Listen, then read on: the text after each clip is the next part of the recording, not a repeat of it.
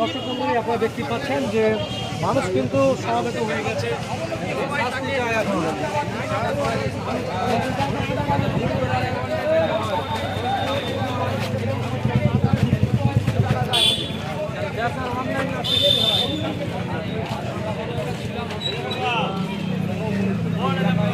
তৃণমূল নেতাদের যে তোলাবাজি, আমরা এর আগে ভিডিওকে ডেপুটেশনে বলেছি, পঞ্চায়েত নির্বাচনের আগে থেকে 23 সালের আগে থেকে এলাকায় বাড়ি দেওয়ার নাম করে তৃণমূল নেতাদের যে তোলাবাজি, কোথাও 10,000 কোথাও 5,000, পৌরসভা এলাকায় 50,000, পঞ্চায়েত এলাকায় 10,000, 5,000, 15,000 গরিব মানুষের কাছ থেকে কেউ বন্ধন নিয়ে টাকা দিয়েছে, কেউ সোনা বন্ধক দিয়ে টাকা দিয়েছে। এই টাকা তৃণমূল নেতারা বিভিন্ন উপায়ে সাধারণ মানুষের কাছ থেকে তুলেছে।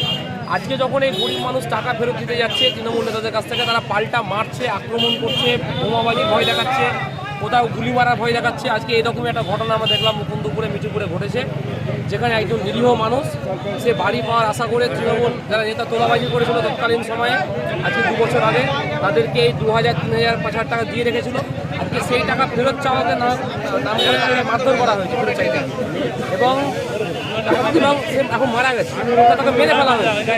এরকম একটা ঘটনা আমরা নক্ষত্রভাবে নিন্দা করছি। আমরা প্রশাসনকে বলেছি উপযুক্ত ব্যবস্থা নিলে, না দিলে আমরা পার্টির পক্ষ থেকে দীর্ঘতর আন্দোলন সংগ্রামে আমরা যাবো। আমরা পরিবারের সঙ্গে সাক্ষাৎ হয়েছে, পরিবারের সঙ্গে কালকে সাক্ষাৎ করেছি। পরিবারের লোক কলকাতায় আছে অনেকে, আমরা আবার আজকে এখন সাক্ষাতের জন্য যাচ্ছি।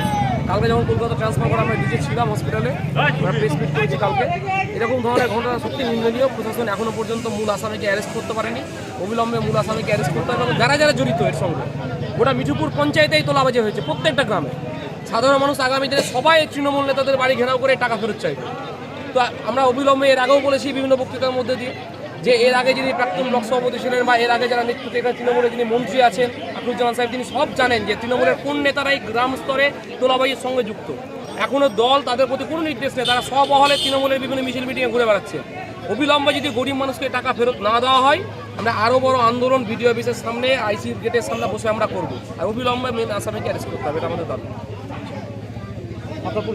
আমি মিজানুর রহমান, মিঠুপুর এরিয়া কমিটির সম্পাদক। সম্মানিত দর্শক মণ্ডলী আপনারা দেখতে পাচ্ছেন মিজানুর রহমান কিন্তু উপস্থিত হয়ে গেছে এখানে কংগ্রেসের